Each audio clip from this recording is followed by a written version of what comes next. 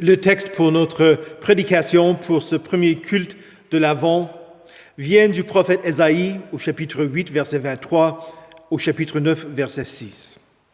Toutefois, les ténèbres ne régneront pas toujours sur la terre, où il y a maintenant des angoisses.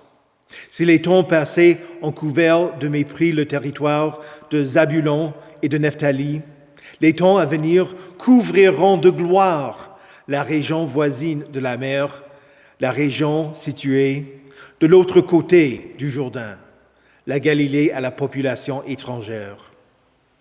Le peuple qui marchait dans les ténèbres a vu une grande lumière. Sur ceux qui habitaient le pays de l'ombre de la mort, une lumière a brillé. Tu rends la nation nombreuse, tu augmentes sa joie.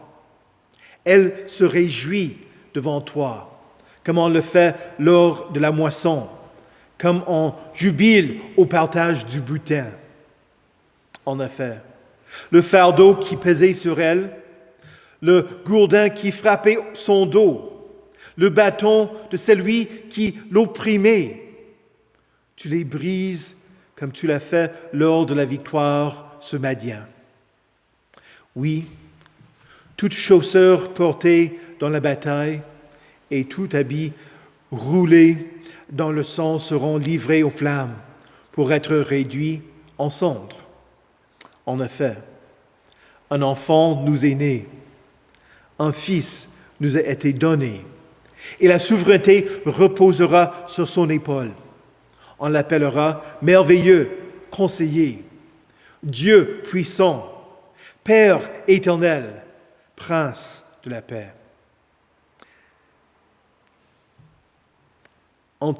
Étendre la souveraineté, donner une paix sans fin au trône de David et à son royaume, l'affermir et le soutenir par le droit et par la justice, dès maintenant et pour toujours. Voilà ce que fera le zèle de l'Éternel, le Maître de l'univers. Prions. Père éternel, tu envoyas ton Fils bien-aimé pour qu'il brille de ta lumière merveilleuse dans ce monde. Que Jésus soit toujours pour nous un conseiller merveilleux qui dirige nos chemins par ta bienveillante lumière. Amen. Saint de Dieu, précieux et bien-aimé, que la grâce et la paix vous soient données, de la part de Dieu notre Père et du Seigneur Jésus-Christ. Amen. Pour certains d'entre vous, vous comprenez bien la réalité de ce que dit Ésaïe dans le dernier verset du chapitre 8 et les premiers versets du chapitre 9, pour avoir vécu à l'époque où les armées d'autres nations ont voulu prendre ou reprendre cette terre, quand l'Alsace était un champ de bataille. À l'époque d'Ésaïe, les tribus de Zabulon et de Nephtali composaient le territoire frontalier au nord d'Israël. C'étaient eux qui subissaient les incursions des ennemis, qui voulaient envahir et conquérir la nation d'Israël. Les tribus du nord n'avaient pas encore été vaincues par les Assyriens, mais elles ressentaient une vraie menace à leurs frontières. Ésaïe leur prophétisa. Toutefois, les ténèbres ne régneront pas toujours sur la terre où il y a maintenant des angoisses. Si les temps passés ont couvert de mépris le territoire de Zabulon et de Nephtali, les temps à venir couvriront de gloire la région voisine de la mer, la région située de l'autre côté du Jourdain, la Galilée à la population étrangère. Ésaïe fait référence à la grande victoire sur Madian par la lumière. Si vous n'avez pas compris la référence, permettez-moi de vous l'expliquer. Ce n'est pas par la force des armées d'Israël qui permet la victoire de Dieu pour son peuple. Mais c'est Dieu qui l'a obtenu pour eux.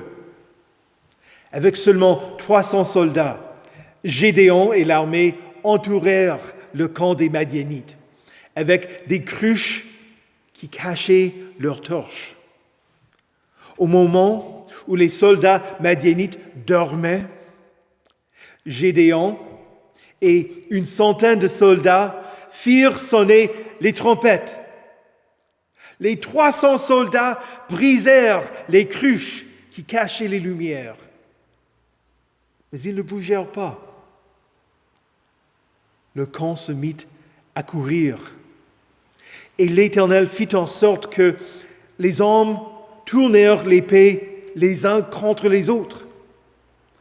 Quant aux Madianites qui fuirent, les hommes des tribus de Nephtali, d'Azer et de toute Manassé se rassemblèrent et les poursuivirent.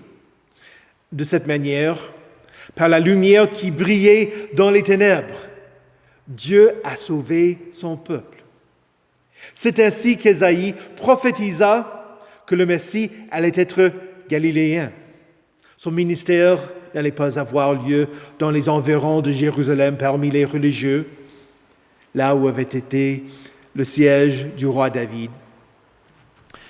Mais au nord, pour que la lumière de Christ brille sur ceux qui vivaient dans les ténèbres, juifs et non-juifs. Ésaïe reprit le signe donné à Ahaz. La Vierge sera enceinte. Elle mettra au monde un fils et l'appellera Emmanuel. Dans notre texte, il explique cette prophétie davantage. En effet, un enfant nous est né, un fils nous a été donné, et la souveraineté reposera sur son épaule.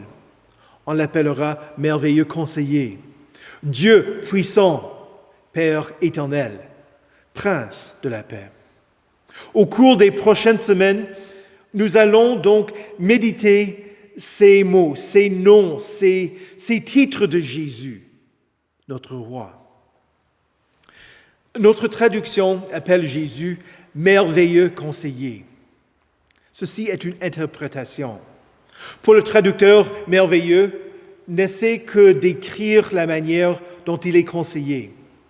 On peut également traduire merveilleux comme étant un nom, un titre, tout à fait à part. Le mot merveilleux veut dire que quelque chose nous dépasse. Nous pouvons dire avec le psalmiste, « Je te loue parce que je te loue de ce que je suis, une créature si merveilleuse. » On peut être émerveillé par la naissance miraculeuse de n'importe quel enfant nouveau-né. Pourtant, quand on dit que Jésus est merveilleux, c'est pour dire que la manière dont il a été conçu dépasse les forces de la nature. Jamais une vierge n'a pu concevoir sans l'intervention d'un homme. Mais le Saint-Esprit est venu sur Marie. Et la puissance du Très-Haut l'a couverte de son ombre. Et elle a donné naissance au Fils de Dieu. Quelle merveille que Dieu annonce en détail, qu'il allait réaliser en Christ. Et il a annoncé des centaines d'années avant de le faire. Pour nous, pendant cette saison de l'Avent, nous entendons à nouveau les œuvres admirables de Dieu. En tant que chrétiens, nous les connaissons. Mais c'est tout à fait autre chose quand on fait un pas en arrière pour mieux voir dans sa totalité l'acte de Dieu. Jésus est celui qui est merveilleux, qui est venu afin d'établir le royaume de Dieu en Galilée. Jésus enseigna aux disciples de prier que ton règne vienne, pour qu'il vienne aussi à nous. Luther écrit, Le règne de Christ dépasse notre raison et notre vécu. Ici, la chair est mise à mort, avec toute sa sagesse et son jugement, pour être saisie par la foi. Nous croyons que la justice de Christ est la nôtre. La raison veut mettre sa confiance dans sa propre justice et non pas en celle d'un autre. Nous croyons à la vie, la gloire, la justice et la paix. Mais nous ressentons la mort, la honte, le péché et les troubles. Quant à Jésus, notre conseiller, la lumière de Christ illumine nos chemins pour que nous ne marchions pas dans les ténèbres. Nous préférerons les ténèbres quand nous ne voudrons pas que les gens voient ce que nous sommes en train de faire. La lumière de Christ nous conduit pour que nous ne vivions pas en cachette, mais que nos actes soient évidents pour tous et que notre Père céleste soit glorifié. Dans sa loi, Jésus dirige nos chemins. Il explique, « Voici la manière selon laquelle vous m'aimez. Voici la manière selon laquelle vous aimez votre prochain. » Et la manière selon laquelle nous aimons nos prochains change en fonction du rapport que nous avons avec eux. Ainsi, la manière avec laquelle j'exprime mon amour pour ma mère n'est pas la même que la manière selon laquelle j'aime mon frère ou ma sœur. Ni se compare pas à l'amour que j'ai pour ma femme, qui est, lui encore, complètement différent de l'amour que j'ai pour mes paroissiens ou pour mes amis. Le rôle d'un conseiller est d'offrir un conseil sage, d'éclairer une meilleure façon de faire, d'avertir des dangers. Et Jésus est notre conseiller. Il nous explique comment aimer les uns les autres. J'ai entendu dans le passé un jeune couple s'est approché du pasteur et a demandé son avis, son conseil pour savoir s'il devait se marier. Mon expérience a été différente.